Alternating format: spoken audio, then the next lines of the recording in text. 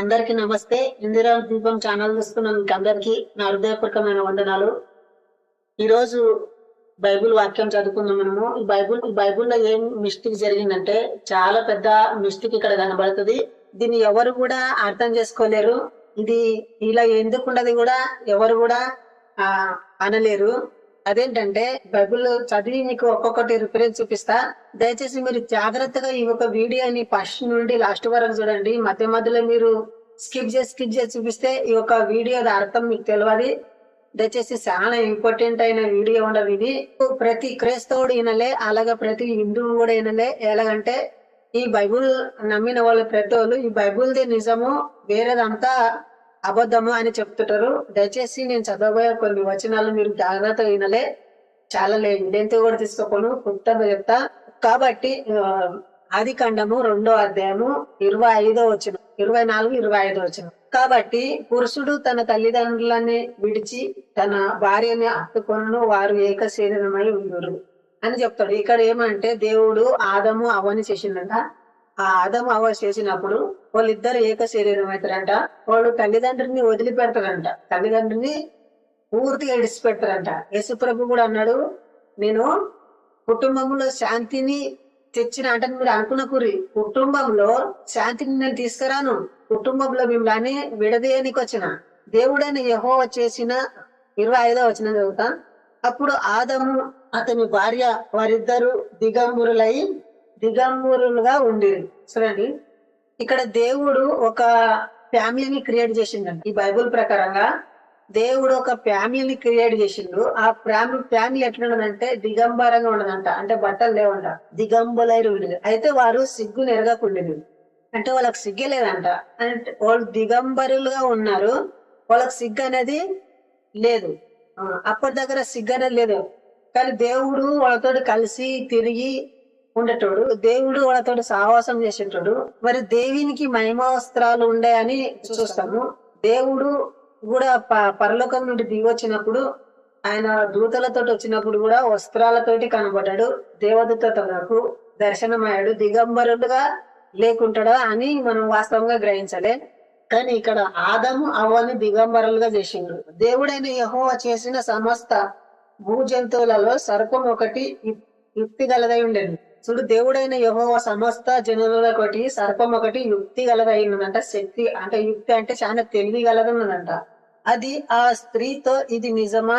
ఈ తోట చెట్లలోని దేని ఫలముల నేను మీరు తినకూడదని దేవుడు చెప్పానా అని అడిగాను. అందుకు స్త్రీ, ఈ తోట చెట్ల ఫలములను మేము తినవచ్చును, అయితే తోట మధ్యనున్న చెట్టు ఫలములను గురించి దేవుడు మమ్మును చావకున్నట్లు వాటిని తినకూడదు, వాటిని ముట్టకూడదని చెప్పానని సర్పంతో అన్నాను.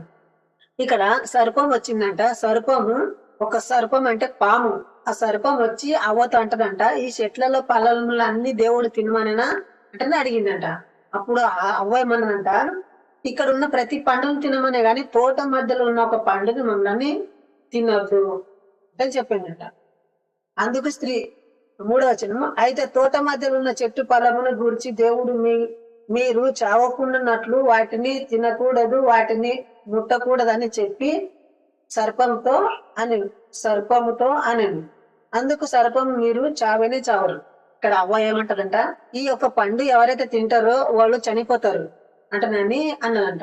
అప్పుడు సర్పం ఏం చేస్తుందంట, మీరు చావనే చావరు, ఆ పండు తినుర్రి అని చెప్తుందంట. ఏలనగా మీరు వాటిని తిను దినమున మీ కన్నులు తెరవబడినయు, మీరు మంచి చెడ్డలు ఎరిగిన వారై దేవతల వలె ఉందురనియు దేవినికి తెలియనని స్త్రీతో చెప్పగా, ఆ స్త్రీ వృక్ష ఫలములను ఆహారమును మంచిదనియు కన్నులకు అందమైనదనియు వివేకమునిచ్చు రమ్యమైనదనియు ఉంట చూచినప్పుడు ఆమె దాని ఫలములలో కొన్ని తీసుకొని వాటిని తనతో పాటు తన భర్తకు ఇచ్చెను, అతడు కూడా తినెను.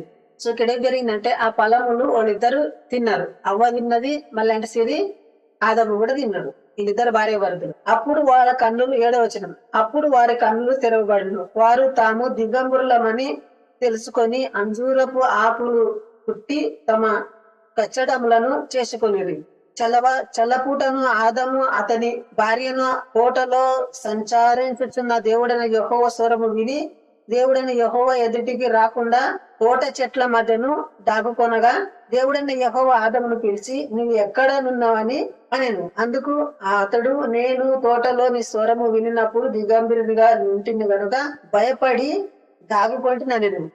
సో ఇక్కడ ఏం జరిగిందంటే దేవుడు ఆదమును సాయంత్రం పూట ఇప్పుడు సర్పం వచ్చింది, వాళ్ళకి పండు వినబెట్టింది, తన పని అది చేసుకుని వెళ్ళిపోయింది. ఇక్కడ వీళ్ళేం కదంటే ఇలా కళ్ళు తెరవబడాయంట. కళ్ళు తెరవబడప్పుడు అక్కడొకరు ఇక్కడొకరు దాపుకొని వాళ్ళు ఒక అంజూరపు ఆకులు పెద్ద పెద్ద ఆకులు తీసుకొని వచ్చి వాళ్ళకు ఒక ఒక బాడీని కవర్ చేసుకున్నారు, ఒక నగ్నతని కప్పి చేసుకున్నారు అనమాట.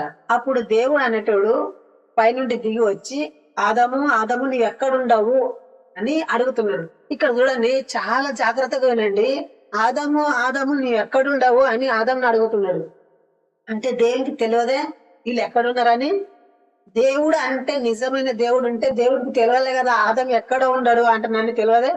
అప్పుడు అప్పుడు ఇతని ఆదం ఏమంటాడంటే నేను నీ స్వరము విని నేను దాక్కున్నా, ఎందుకంటే నేను దిగంబరిగా ఉంటి. అప్పుడు దేవుడు ఏమంటాడంటే దిగంబరుడు అని నీకెవరు చెప్పిరి, నేను తినకూడదు అన్ని పనులు మీరు తింటివా అని అంటాడు. దయచేసి మీరు జాగ్రత్తగా వినండి. ఇక్కడ సంఘటనలు ఎట్లా జరుగుతుంటాయంటే ఇదంతా అయిపోయినంతటి దేవుడు ఏం చేస్తుంటాడు, సైతాను వచ్చినప్పుడు అతనికి దేవుడు అనటానికి సమస్తము తెలిసి ఉండాలి కదా.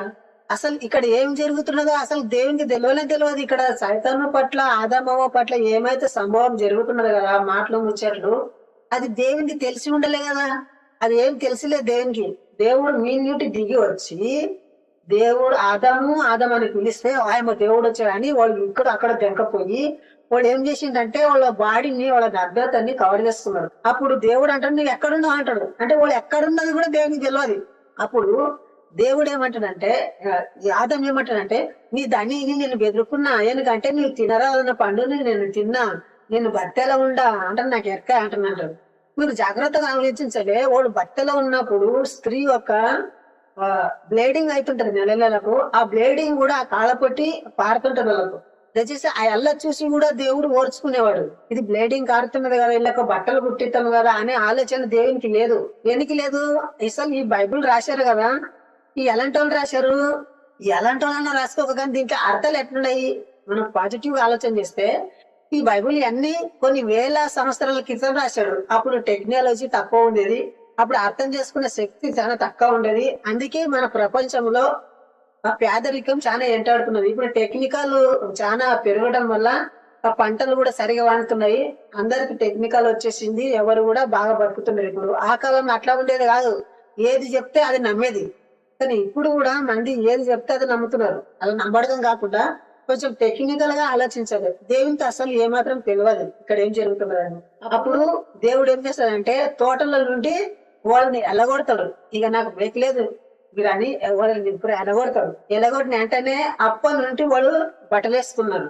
ఇప్పుడు ఒకవేళ బైబిల్ ప్రకారం చూస్తే ఇక్కడ లోకంలో ఉన్న ప్రతి మానవుడు కూడా బట్టలు వేసుకున్నాడు అంటే అది సైతాన్ నుండి, కానీ దేవుడి నుండి కాదు. దేవుని ఉద్దేశం బట్టలతో తిరగాలని కాదు, బట్టలు తిరగడానికి. అతని ఉద్దేశం ఏమిటంటే ఏమి తెలియరాదు ఈ మందికి. అందుకే ఈ రోజు కూడా పాస్టర్లు చాలా తెలియని సంగతులు జనాలకు చెప్పారు. ఏంటి చెప్పారు, వాళ్ళకు తెలుసుకుంటేనంటే చర్చకు రారు. అట్లా అంటే నన్ను వాళ్ళ చర్చ్ నడవడానికి కోసమే చెప్తుంటారు. దయచేసి ప్రతి ఒక్కరు కూడా ఈ ఒక వీడియో చూడండి. ఇక్కడ చాలా పొరపాటు జరిగింది. అంటే దేవుడు ఆదమని దిగంబరులుగా చేసిండే, వాళ్ళ నగ్నత్వము సైతాన్ వచ్చి చెప్పితేనే కానీ వాళ్ళకి బట్టలు దొరికి అప్పటి నుండి కూడా వాళ్ళు బట్టలే ఇప్పుడు కంటిన్యూ అయ్యిండ్రు.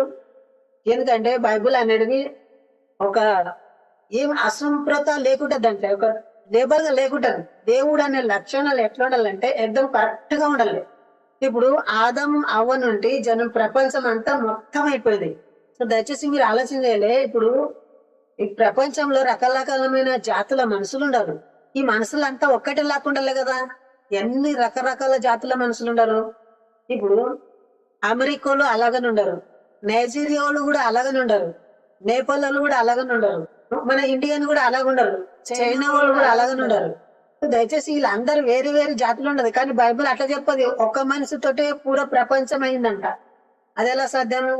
దయచేసి ఎవరు కూడా ఈ బైబిల్లో నమ్ముకొని దీంట్లో నిత్య జీవం ఉండదు, దీంట్లో స్వర్గం ఉండదు, దీంట్లో పాప క్షమాపణ ఉండదు అని కట్టుకథలు చెప్పి నమ్ముకొని హిందుత్వానికి దూరం కాకుర్రి. మన భారతదేశం రాజ్యాంగము మనకేం నేర్పింది? సర్వ మతాలు సమానమే, అందరు సమానంగా ఉండాలి, సోదర భావంతో కలిగి ఉండాలి, హెచ్చు తగ్గులు ఉండరాదు. మన భారతీయులవన్నీ మన ఆర్టికల్ 25 చెప్తున్నది మన అందరం సమానంగా ఉండాలని. కానీ బైబిల్ ఏం చెప్తున్నది అంటే అవన్నీ తప్పు, నాదే కరెక్ట్ అన్నది. కొన్ని దీంట్లో కూడా కరెక్ట్ ఏమని ఉంటాయా? ఏమి లేకుంటాయి. సో ఇంతవరకు వీడియో చూసినందుకు ధన్యవాదములు. జై హింద్, వందే మాతరం.